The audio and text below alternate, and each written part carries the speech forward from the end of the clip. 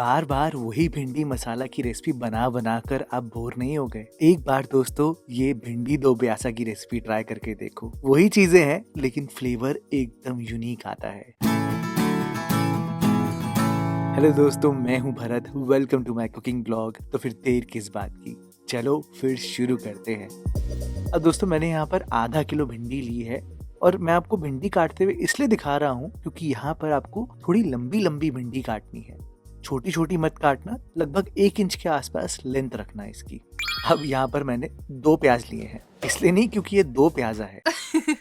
2 प्याजा का मतलब तो वैसे ये होता है कि 2 अलग काइंड ऑफ कटिंग होती है प्याज की, तो इसलिए ही दिखाने के लिए एक प्याज के मैंने बल्ब्स निकाल दी हैं, सारे पेटल्स। और जो दूसरा प्याज है उसको एकदम फाइनली चॉप करके रखा है। ये हमारे मसाले का बेस बनाएगा। से याद आया, आपको एक पेस्ट भी चाहिए होगा। 3 लहसुन की कली, 2 हरी मिर्चे, 1 इंच तक अदरक और 1 टमाटर। बड़ा टमाटर है मेरा, 1 काफी होगा। याद रहे, अदरक लहसुन ये सब चीजें ज्यादा मत डालना। भिंडी में भिंडी का ही स्वाद अच्छा लगता है दान ये अदरक लहसुन ये सब कुछ चीजें। थोड़ा सा मैंने पानी डाला है ताकि एकदम फाइन पेस्ट हो जाए। और सारी प्रिपरेशन तो बिल्कुल रेडी है। अब मैं आपको दिखाता हूँ ये भिंडी डिफरेंट क्यों है। तो सबसे पहले दोस्तों मैंने यहाँ पर सरसों का तेल लिया है। ज़्यादा तेल मत डालना। सबसे पहली चीज़ जो हमें करनी होगी वो भिंडी को फ्राई करना है। तो सरसों का तेल है, जब अच्छे से गर्म हो जाए आप यहाँ पर सारी भिंडी डालना और पहले हाई फ्लेम पर ही कुक करना। याद रखना, पहले 2 मिनट भिंडी को हाई फ्लेम पर आपने लगातार पकाना है। इससे क्या होगा, भिंडी हीट पकड़ेगी तभी इवनली पकेगी, अदरवाइज आपकी भिंडी अनइवन कुक होगी, यानी कि कुछ कम पकी होगी और कुछ जली ही होगी।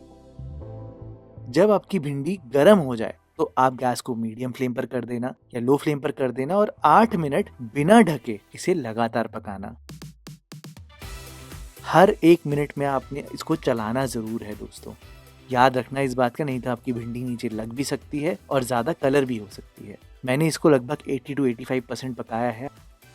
ये देखो, मैं आपको दबा के भी दिखा रहा हूँ, भिंडी इवनली पकी है। जो आपकी कढ़ाई में तेल बच जाएगा ना, उसी तेल में आप यहाँ पर प्याज को भी हल्का सा रोस्ट करना।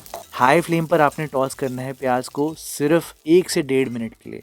ज़्यादा देर मत पकाना दोस्तों। ये वाले पेटल्स वाले प्याज को हल्का सा खड़ा खड़ा ही रखना है।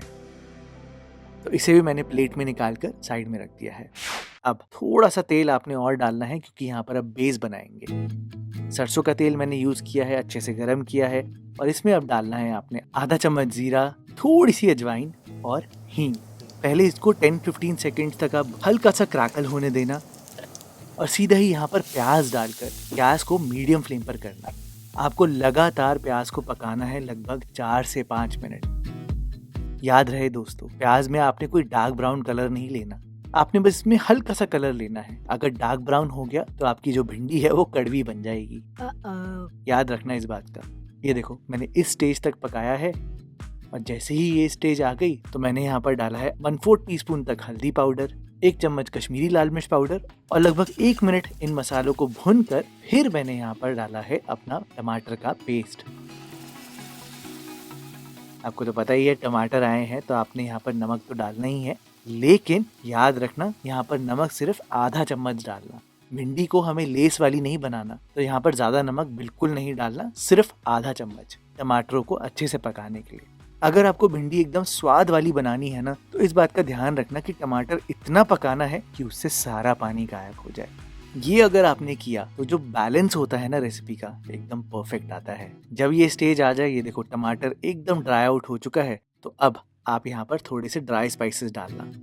मैंने यहाँ पर 2 चम्मच तक धनिया पाउडर डाला है, 1 चम्मच स्पाइसी वाली लाल मिर्च डाली है और इसे सिर्फ 1 मिनट अच्छे से पका कर इस पूरे किए कढ़ाई पर पानी गिरा दिया है।